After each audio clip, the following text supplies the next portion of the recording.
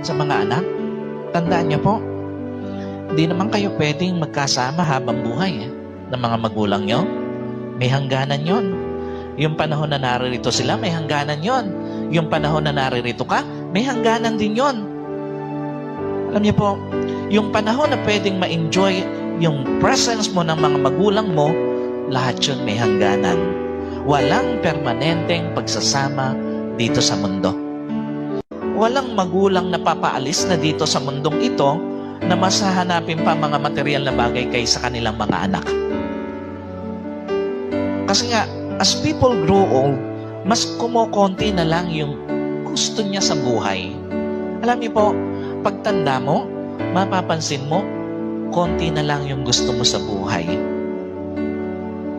Hindi lahat ng moment, pera o material ang kailangan ng isang magulang.